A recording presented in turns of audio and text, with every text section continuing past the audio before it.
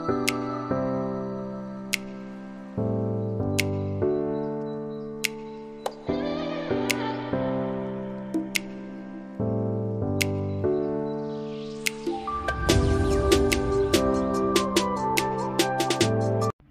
Hello, मी ऋतुजा पाटील 47 ह्या चॅनेलमध्ये तुमच्या सर्वांचं स्वागत आहे।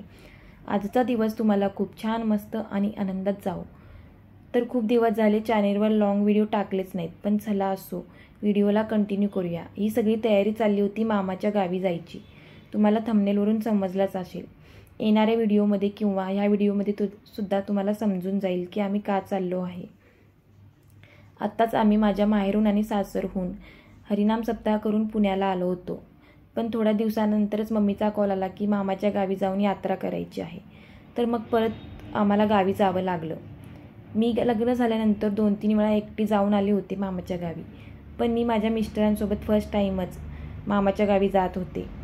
माहेरी आणि सासरी जाण्याचा जेवढा आनंद होत नाही तेवढा मामाच्या गावी जाताना होत होता।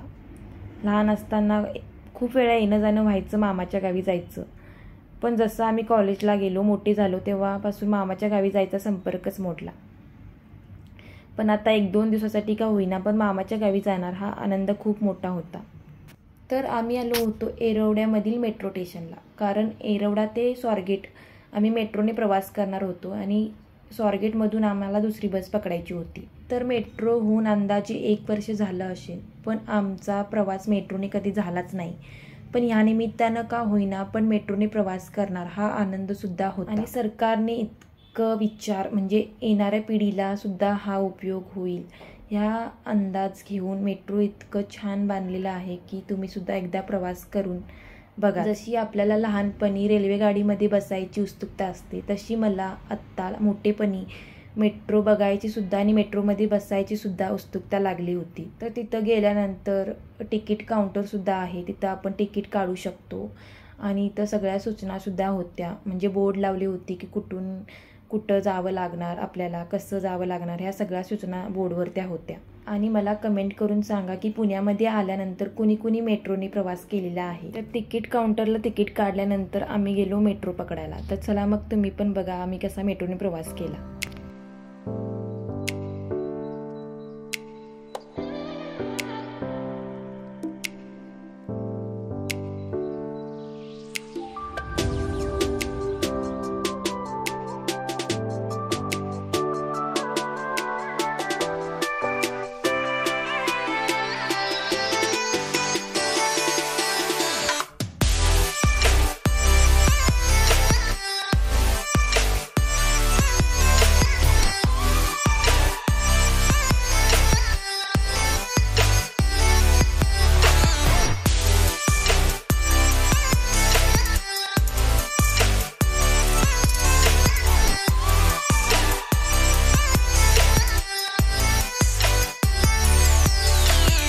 आम्ही ज्या दिवशी गावी जात होतो त्या दिवशी होता शुक्रवार आणि मी घरातूनच विचार करून चालले होते की मेट्रो स्टेशनला खूप गर्दी असेल, कारण ऑफिसला येण्या जाणाऱ्या लोकांची वर्दळ असेल।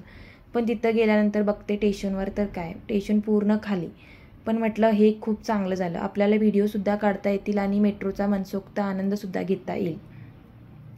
कारण आपण बघतो पुण्यामध्ये ट्रॅफिक खूप आहे आणि लोकांची वर्दळसुद्धा आहे। बसमध्ये तर इतकी गर्दी असते ना, जी अक्षरशः वैतागून जातो। पण मेट्रो इतकी म्हणजे खाली होती की प्रवास पण आमचा छान झाला। आणि आम्हाला 2 मेट्रो पकडायच्या होत्या, एक शिवाजीनगरपर्यंत आणि तिथून मग स्वारगेटपर्यंत, आणि स्वारगेटहून आमची दुसरी बस होतीच।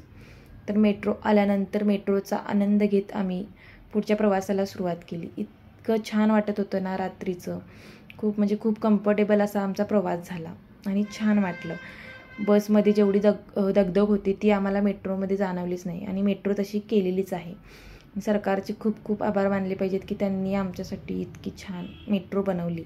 वाटलं होतं की मेट्रोचं तिकीट जास्त असेल, पण असं काही नव्हतं। बसच्या मानाने 5-10 एक्स्ट्रा होतं, पण बसचे धक्केबुक्के खात जाण्यापेक्षा हे 5-10 एक्स्ट्रा जाऊ दे म्हटलं। मी म्हटलं होतं की तुम्हाला 2 मेट्रो पकडायच्या होत्या, तर आम्ही 1 मेट्रो सोडली आणि मग दुसऱ्या मेट्रोकडे जायला निघालो। जेवढं आम्ही वरती चढून गेलो होतो तेवढं परत आम्हाला खालती जावं लागलं, कारण दुसरी मेट्रो एकदम तळमजल्याला लागली होती। मेट्रोचा प्रवास चांगला पण आहे आणि खूप कम्फर्टेबलसुद्धा आहे, पण वरती खालती करण्यातच थोडा टाईम जातो। पण कम्फर्टेबल प्रवास हवा असेल तर इतकं तरी सहन करावं लागणारच. तर संध्याकाळी इतकी गर्दी नसल्यामुळे त्रास नाही जाणवत. संध्याकाळचा प्रवास करताना इतकं छान वाटत होतं, तर मॉर्निंगला किती भारी वाटत असेल ना, कारण मॉर्निंगला वरून पूर्ण पुणे दिसत असेल. बरोबर आहे ना? काय माहित बाई.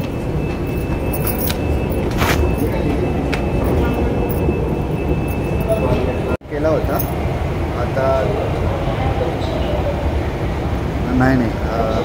आम्ही पण मेट्रो आम्ही स्वारगेटला आम्हाला लांब.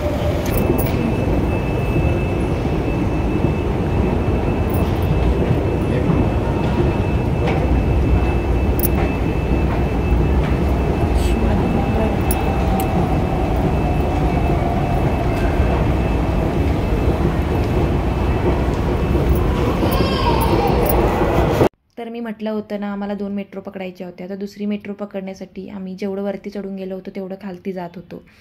पण इतकं कलरफुल प्लेस बघून तो थकवा नाहीसा झाला. तर इथं आम्ही दुसऱ्या मेट्रोची वाट बघत होतो.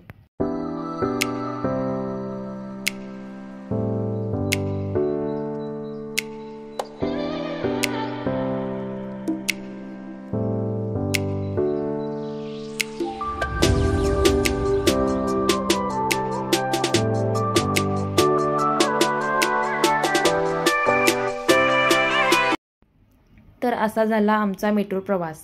तर मामाच्या गावी जाऊन आम्ही किती मजा केली, यात्रा कशी झाली हे येणाऱ्या व्हिडिओमध्ये तुम्हाला नक्कीच बघायला भेटेल. तर तो येणारा व्हिडिओसुद्धा तुम्ही नक्की बघा. आम्ही जाऊन तिथं किती मजा केली, यात्रा कशी केली हे तुम्ही नक्कीच बघा. तर चॅनेलवर कोणी नवीन असेल तर प्लीज लाईक, शेअर, कमेंट करायला विसरू नका आणि सबस्क्राईबसुद्धा करायला विसरू नका. आणि व्हिडिओ बघितल्याबद्दल खूप खूप मनापासून धन्यवाद. चला मग भेटूया अशा येणाऱ्या नवीन एका छान व्हिडिओमध्ये. Bye, take care.